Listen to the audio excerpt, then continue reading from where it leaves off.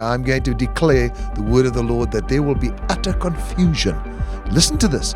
This is a word from God. There will be utter confusion during these talks. U.S. negotiators are in Geneva for key talks on the war in Ukraine and Iran's nuclear program.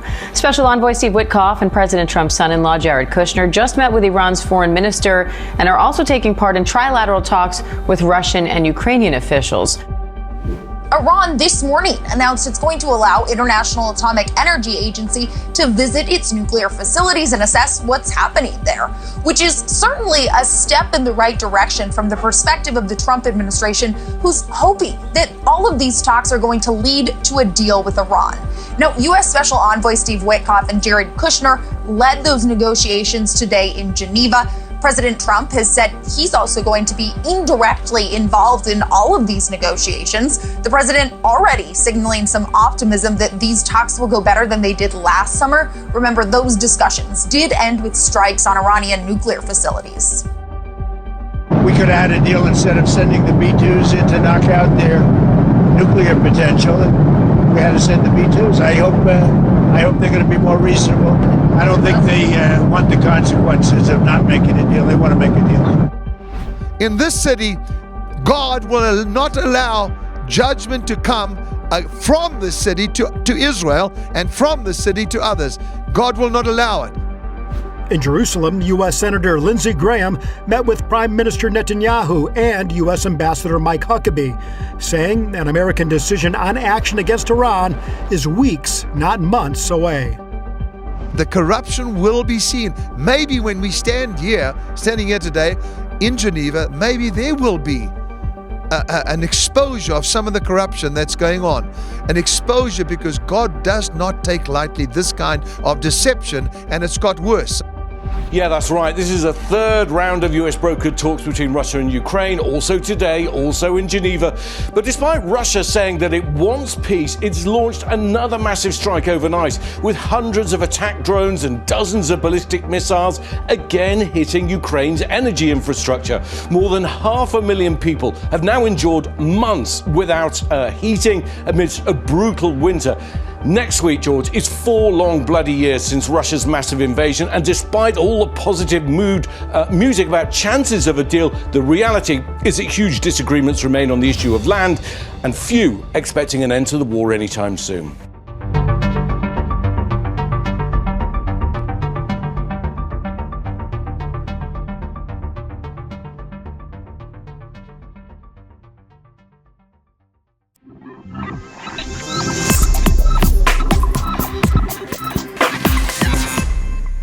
Welcome to Analysis. Today, we are looking at the negotiations between the United States of America and Iran, which have taken place in Geneva. And we're remembering my father in Geneva in 2015. And so the talks that they've had in the negotiations with Iran have centered around uranium enrichment, sanctions relief, and regional security. And Iran says the United States must prove that it wants a deal. The sanctions remain the leverage point, of course, and markets are already reacting. But what makes this moment stand out is it's not just talks that are happening. It's where they're happening, in Geneva. And we have footage of my dad prophesying from Geneva in 2015. And we're watching these prophecies of my dad begin to culminate into a moment. And so as we stand in this year of 2026 and look back to what was prophesied, we're going to have a very interesting experience, I anticipate. So Christy is going to join us as usual. Christy, are you there? I am here. Hello. Thank you for being here again today, Christy. And so tell us about the news, Christy. What is happening? So negotiations in Geneva are obviously not happening in a vacuum. They come after years of failed agreements, shifting administrations, sanctions pressure, and growing regional instability. Iran is entering these talks with conditions. The United States is balancing diplomacy with military posture, and Israel's watching closely. Global markets are responding in real time. So before we examine what your dad said in Geneva years ago, let's look at what is being reported today, and here are the headlines that are shaping this moment. Fox News is reporting that Iran says the US must prove it wants a nuclear deal in Geneva talks. Fox News reports that Iranian officials are insisting the United States must prove it wants a deal before Tehran makes any major concessions. Iran claims it is open to compromise with the US on a nuclear deal if the administration is willing to discuss lifting sanctions, a senior Iranian official said on Sunday. Majid Takhtravanchi, Iran's deputy foreign minister, also said in an interview that the ball was in America's court to prove that they want to do a deal, adding that if they are sincere, I'm sure we will be on the road to an agreement. That just feels funny to me to have them saying that. What this tells us is this: Iran is not entering Geneva in a posture of retreat. They are entering in a posture of perceived leverage. The New York Post is reporting that Iran diplomat claims we are ready to discuss nuclear program if US is prepared to ease sanctions. The New York Post highlights that Iranian diplomats say that they are ready to discuss the nuclear program, but only if sanctions are part of the conversation from the beginning. This isn't unconditional diplomacy as Iran would want the West to believe. It's transactional. Sanctions relief is the pressure point. Sanctions are working, and it is what's bringing Iran to its knees. Then the SAN is reporting that the US and Iran to resume nuclear talks as Israel presses strike option. We're seeing that Straight Arrow News reports that these negotiations are happening while the United States maintains a significant military presence in the region. Here's this map that we can see, which is a buildup of US military assets in the region, and it's a maximum pressure campaign. While negotiations move forward, the United States has increased its military presence in the region. President Donald Trump said Friday that the USS Gerald R. Ford aircraft carrier will deploy to the Middle East, joining existing US assets. CBS News reported that Trump previously approved support of potential Israeli strikes targeting Iran's ballistic missile program if a deal can't be reached. And Marco Rubio described the military posture as protective and said that the U.S. is positioned to defend its forces if necessary. So diplomacy and deterrence are happening side by side. Geneva may look calm, but the backdrop is anything but passive. The Global Banking and Finance Review is reporting this, that oil prices rise 1% ahead of US-Iran nuclear talks.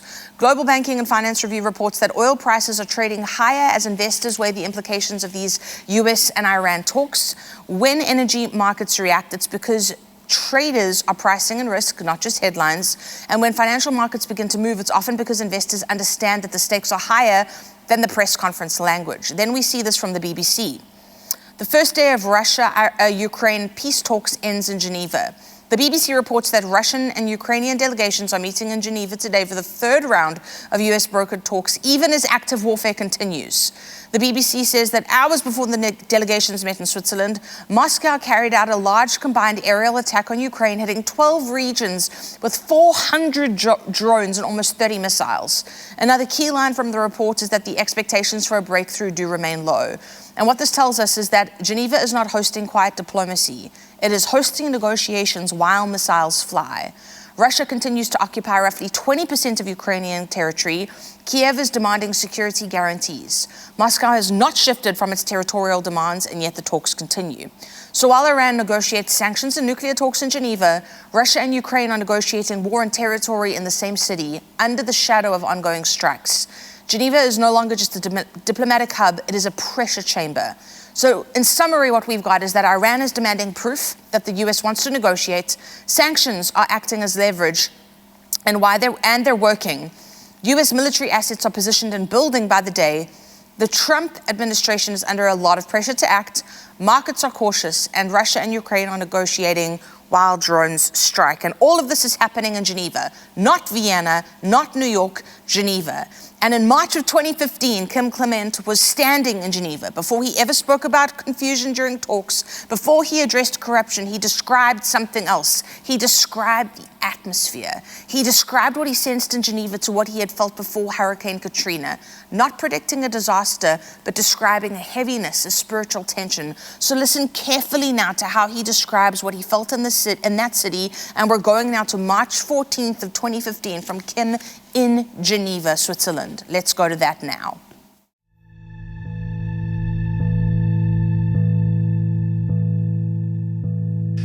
Here we are in Geneva. We've arrived, and I want to remind you of something.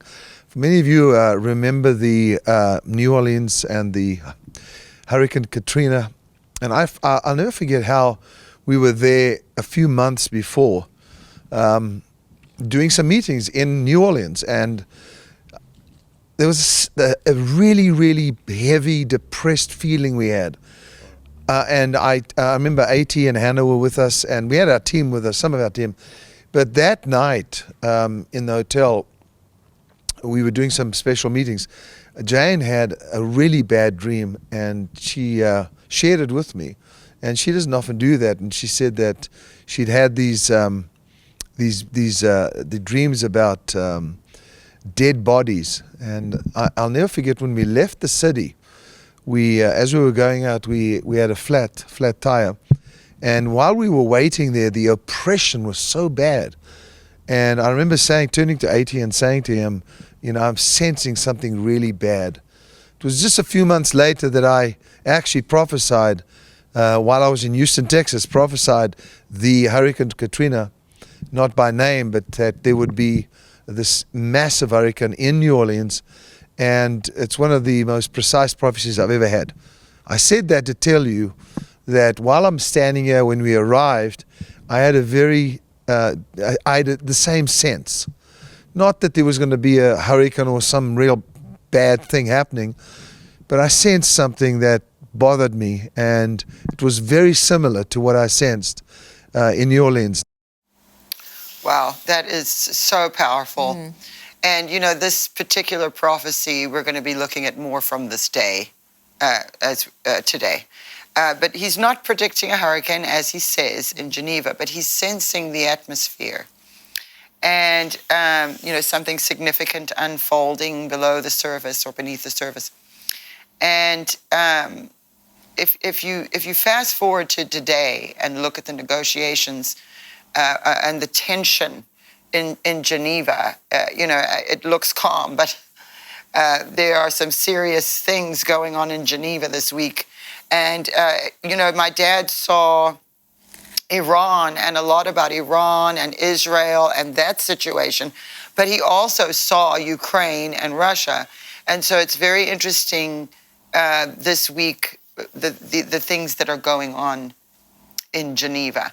And like I said at the beginning, it you know, as we're watching so many of Dad's prophecies and have watched them over the years, we're beginning to see the culmination of fulfillment on a lot of things that he'd seen bits and pieces about. And so there's a lot of tension in this moment for us here at the House of Destiny, and those of you who follow my dad's ministry and have, I think, especially those of you who know the prophecies, you are probably sensing the same thing that we are as we are watching all of this happen. So, Christy, Yeah. what are your thoughts? This is, you know, the reason it's crazy to me, obviously we were talking about so many years ago, but he describes the atmosphere in Geneva. He says it's a spiritual heaviness. It's a sense that something significant was unfolding beneath the surface. But he didn't stop there. Just days before that in Camarillo, California, he mentioned Geneva again. Not casually, specifically. He called it a capital of corruption. He referenced the United Nations.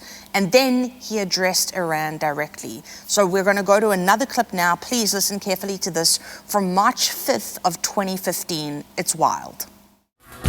Though they try and take my name away, Yeshua, they will try and take it out of state buildings, out of Capitol buildings, out of schools, but they can never take it out of the streets.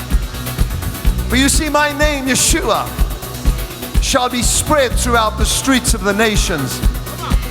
They shout Yeshua, they'll prophesy Yeshua, and I will manifest myself in the streets, even today, of Switzerland, Geneva, a capital of corruption, clean streets, clean buildings, clean people. God said it is a state of corruption.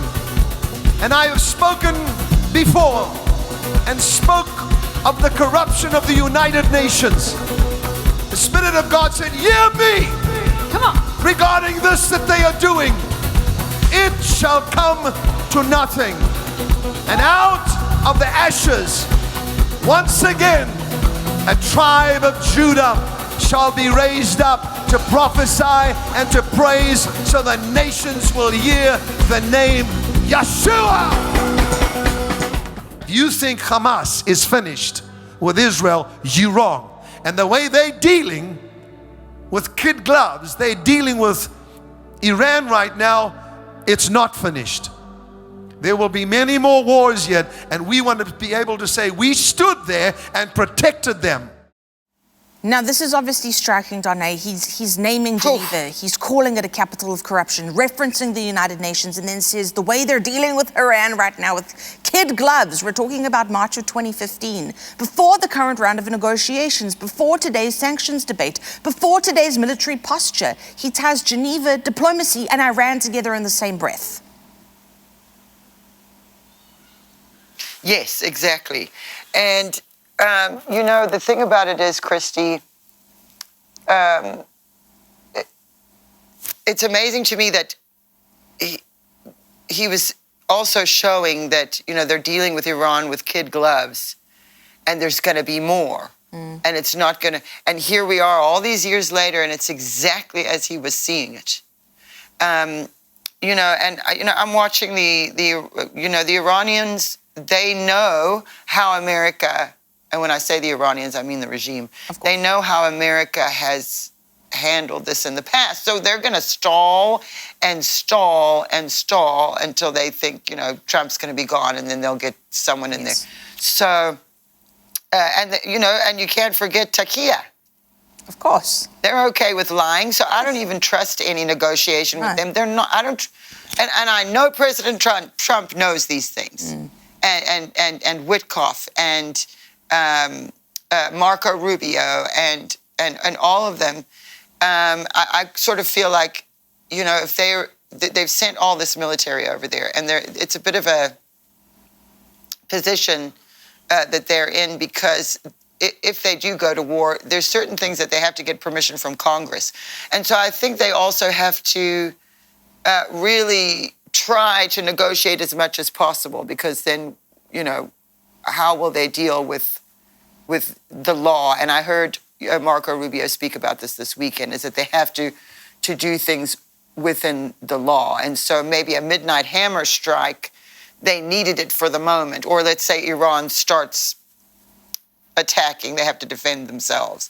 But there definitely is more to this than what we're seeing on the surface. And but the thing my dad doesn't do is say to panic or to be afraid, or to do any of those things. Don't just because we're watching these, we can't be overcome by fear. Yes. And so, but we have more from Geneva, don't we? We do, and the thing. So let's have a look at that. As we go into that, just one thing to note is that he says that the way that they're dealing with Iran, it's not finished, and that line does matter. Because what are we watching today? We're seeing negotiation, careful language, measured diplomacy, but underneath it, leverage, pressure, tension. And that's why what he says next becomes even more specific. Because in Geneva, he doesn't just talk about corruption, he spoke about confusion during talks. And so what makes this next moment so specific is this. He wasn't speaking generally about the Middle East. He wasn't speaking broadly about global tension. He was standing in Geneva, and he said there would be confusion during talks taking place in that city. So again, we're going to listen to his words carefully, and we're going to go back to March 14th of 2015. Now, this is a little bit longer, but I'm encouraging everybody to really dial in now and listen to what God was showing him back in 2015 from Geneva, Switzerland. Let's go there now. If you really think about it, God places a prophet, a strong and a powerful team, hundreds of thousands of you, to do what? Tear down something that is being planned right now. You know, the Bible speaks in Isaiah about plans. No weapon that is formed against you will prosper. And every tongue that is risen against you in judgment, you shall condemn. We have the power to condemn what the enemy is planning right now. It's like Sunil said, what they're doing in North Korea. What are they doing in Syria? And yet, we would look at that little piece of property and say, we'd like to destroy you. We'd like to get rid of you. Well, not as long as I'm standing here. I'm going to declare the word of the Lord that there will be utter confusion. Listen to this. This is a word from God. There will be utter confusion during these talks. Such confusion that they'll scratch their heads and say, we actually don't know where to go next. But they won't do that publicly. But that's what I'm sensing. Even standing here now, I have that sense that's going to happen. And you realize I'm standing here and I'm already feeling and sensing prophetic things. I am taken back to Nashville, Tennessee, when I was on the stage, on the TBN stage, and I began, we were just flowing in the Spirit and we were moving, and I began to pick up on the United Nations. Then, I don't know what year it was, maybe 2008, 2009, 2007 maybe even, but I was there and I was going and I was prophesying and I was talking about, and a stench came to my nostril. I mean that. I smelled something bad, and it was a literal smell, and that's when I saw the United Nations and how God was so, the way he spoke, he was disgusted with what was going on there. That was then. Can you imagine now? Do you really think this will carry on? This cannot carry on. And so I now, as I'm standing here, like Greg was saying, there's no time and space. I was taken back to that prophecy. And the Lord said, I want to remind you of what you said there, that it will come to nothing. The corruption will be seen. Maybe when we standing here today in Geneva, maybe there will be an exposure of some of the corruption that's going on. An exposure, because God does not take lightly this kind of deception, and it's got worse. So that prophecy suddenly came to me now, and God said it's going to unfold in the next few months. I'm actually feeling right now that I'm standing in 2017. And I feel like it's when are the elections? For the new president? For the new... in Israel or yeah. March 17th? No. I mean for America. Sorry, I'm back to America again. 2016. 2016. But I'm feeling like I'm standing in 2017. And things have been disrupted so badly that people are confused because their plans didn't work. And yet I'm seeing this very strong figure standing in the United States of America saying, now we got to clean up the mess. And they have the skill and the ability to do it. And they'll say, well, the pen is already signed. And I'm hearing this strong figure saying, I don't care what was signed. We will make the changes.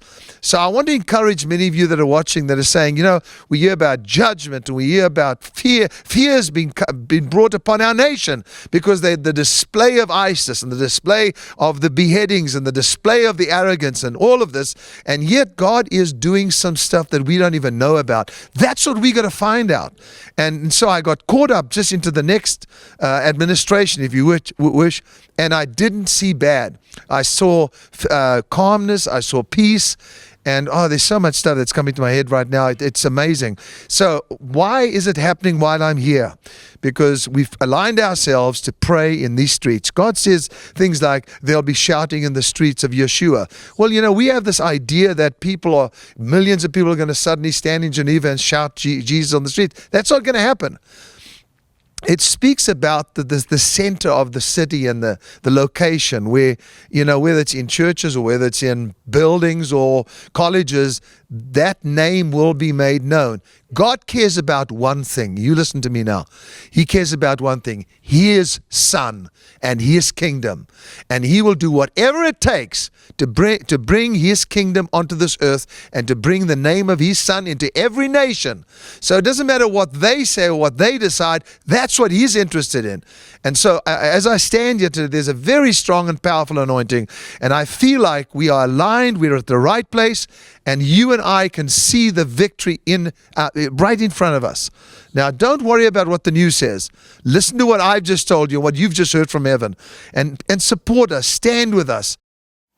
There's something so important here because Kim does not tell people to fear. He actually says the opposite. He quotes Isaiah, no weapon formed against you will prosper. And he says we have the authority to condemn what is being planned. This means that it's not actually about anxiety, it's about alignment. When nations negotiate, when leaders posture, when headlines move markets, God is still sovereign. He says fear is the enemy of faith, and that's where we come in. We're not spectators. We are people who pray. We are people who stand. We are people who align with God's purposes for Israel and for this nation. And that's why we do what we do here at the House of Destiny. We're not just analyzing the news. We're standing in faith in the middle of it. And so if this ministry has helped you see clearly, if you've had your faith strengthened during these uncertain moments, if you believe in continuing to release these prophetic archives into moments like this, then I'm inviting you to stand with us and to give. This is a moment in time. Kim was just going into that, actually standing there saying, support us, do what we do. Now, that was when he was here in the physical flesh with us, and we miss him every day of our lives. But we still have to continue what it is that God did with him and through him. And a very big part of that is continuing to spread the message, continuing to spread the words of prophecy that rang out, that are more true right now than ever before. So I'm encouraging you, stand with us, not in fear, but in faith, and give. So, because when you do that, it's into something that is eternal. It's not something that's going to wear out. You are sowing into eternity when you stand with us. There's a red link below your player. You're able to click that to give. You can text your offering in, you can call it in, you can mail it in. There's a lot of different ways to do that, but I'm encouraging you to do it today, to make sure that you stand and say, I'm sowing into the prophetic that God gave us in the gift of this man, Kim Clement. Donna. Absolutely, it's so true. And I watched my father live by that. He would sow whenever God told him to give. Whatever God told him to give, he did it. And, he truly had a lot of faith many times. I mean, I was a baby, and all he had in his pocket, which wasn't much, was to feed me and take care of my mother and I. And this is before all the other children. And God frequently, this happened more than once, would tell him to give everything in his pocket, give what he had. And he would do it, and immediately there would be a response in some way. And we survived.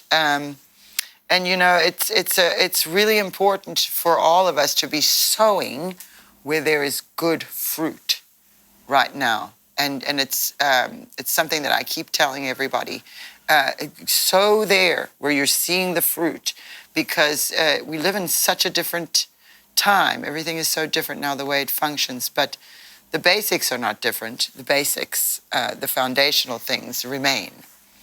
And so, my dad wasn't predicting collapse. As you heard, he was telling you not to be afraid. And we want to just, as Christy just said, and I want to say it too, do not allow yourself to be overcome by fear. And don't let your present circumstances dictate how you're going to move forward. You need to have an eye on the future. And that is what the prophetic really is all about. And so, what my dad said next in Geneva may be the most important part of the entire message.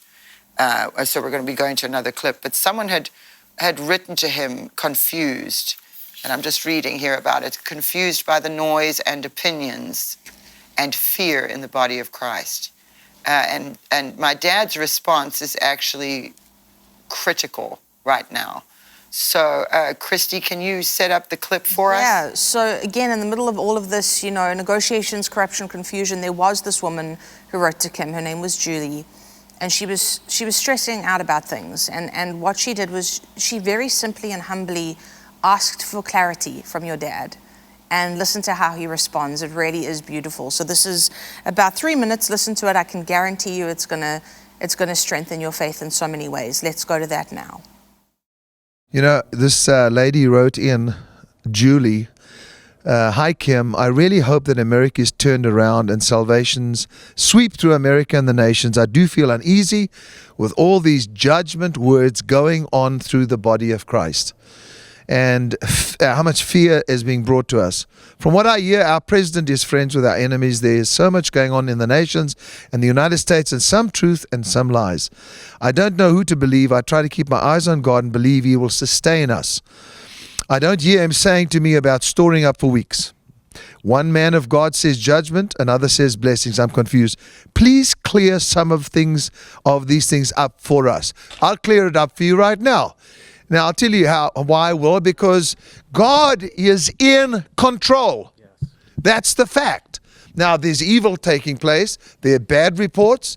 But the fact is that if you allow fear to take place, I'll tell you what you're doing. You are standing against everything that God ever said to anybody that did anything great. First thing he said was, do not fear. Joshua, go in. The one thing I'm asking you to do is do not fear. Do not. And he goes on and on and on that he would say this over and over. I say to you today, it is a sin to fear. It is the enemy of faith, and therefore we have to stand against it. And if somebody is speaking to the degree that you are in fear, then you are gripped by the enemy. God is in control. Yes, these things will happen. There are predictions. We know the Antichrist spirit is present, but I know another spirit that is present, and that's the Spirit of Christ. And here as well, in this city, God will not allow judgment to come from the city to Israel and from the city to others. God will not allow it. When Jesus stood outside of Capernaum, he made this statement. He said, I saw Satan fall like lightning from heaven. And so as I stand here, I see a spirit that has been exalted falling down from heaven, from an exalted state.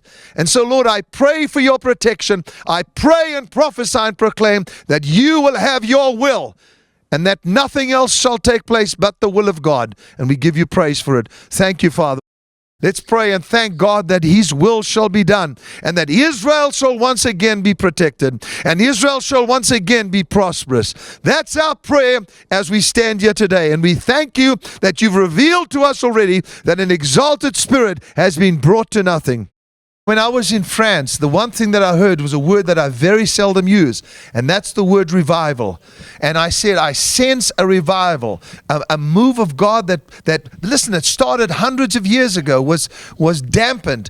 As I'm here, I wish to say to Europe, you are being prepared for a great revival. You are being prepared that we young people will once again say, I want to know this God that is being displayed to us through Islam is not the God that we want. Yes. And so God, this that you think is all evil is actually going to work for good. Wow. Well, that is very encouraging. I feel so much better. Thank you, Dad. And I just love that jacket he was wearing. I know.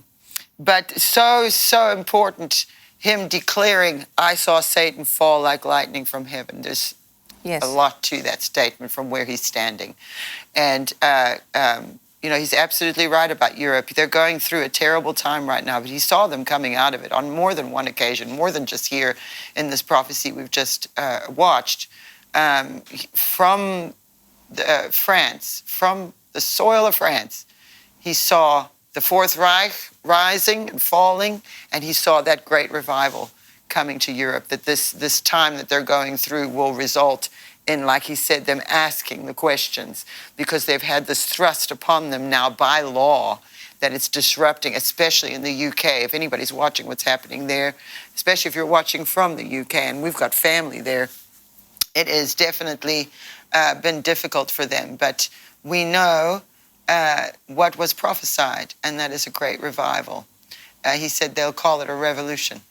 And so we're very excited to see what God is about to do, and we will not be afraid. And so, Christy, do you think that you could pray before we leave today? And also, I'm just going to encourage everybody, we are going to be discussing some things that they're not going to be saying in Geneva. They're a little bit more controversial in our partner segment. So I'm going to encourage you to stay. I'm going to pray us out real quick, but stay with us. If you are a partner, hop over to the Partner Vault. And if you're not one, I'm encouraging you to become one, because Donna and I are going to have a little bit more of an unhinged discussion in the partner segment, and you don't want to miss that. We love the Vault. We love the Vault partner segment. But let's pray, join your faith with me, and let's trust God together. Father, we do thank you that you're in control. We thank you that no weapon formed against Israel or America or anybody here watching will prosper. We thank you that you are exalted above every high and lofty argument. Everything that would seek to exalt itself against your knowledge, you will bring down, and you will bring down to nothing. So we continue to pray for protection over Israel. We continue to pray for protection over the United States. We ask for wisdom for President Trump. We ask that the right voices would be in his ear, not the wrong ones, that you would shut the mouths of those that are spewing lies and deceit, and that you would bring and raise up the right voices to surround him, to guide him in wisdom. We trust you that you would bring the Daniels to him that would know and understand and speak your word in truth. We thank you for this. We thank you that every single thing that is meant for evil by the enemy, you turn for good. And we're trusting you for breakthrough. We're trusting you for this in Jesus' name. Amen. Amen. Beautiful. All right, well, we're going to hop on over to the vault to discuss the things we don't want to put on social media and some of the other platforms we're on. And so if you're a vault partner, you can hop over there right now and we'll continue the conversation. If you are not, you can become one, and I encourage you to do it because it is worth it. There's so much in there for our partners, and we do appreciate you so much. And so thank you so much, Christy, for joining me today and for that beautiful prayer and helping me to break some of this down for everybody. And we will be back next week.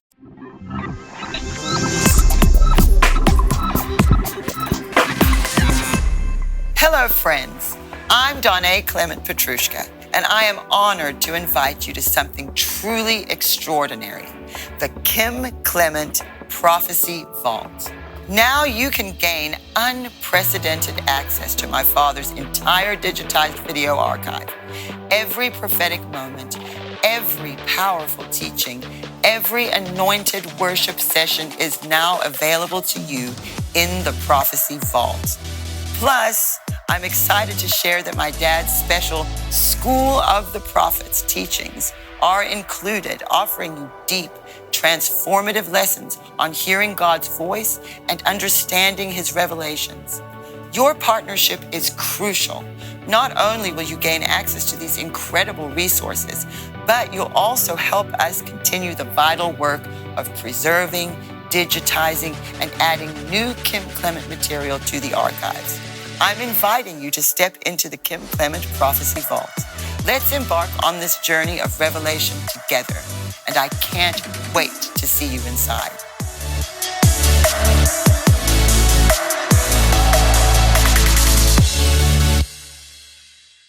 We have Andrew Sorcini from Beverly Hills Precious Metals with us today. Someone has a 401k.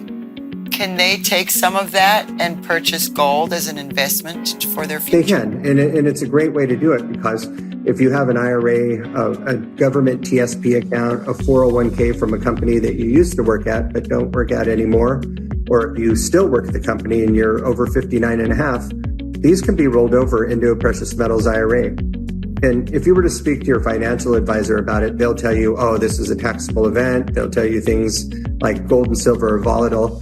But really, the thing is, they don't want you to get into precious metals because it doesn't benefit them monetarily. I'm here to tell you that your accounts can be rolled into a precious metals IRA without it being a taxable event. You would own real gold and silver that is stored in a third-party depository that's insured in a lockbox with your name on it.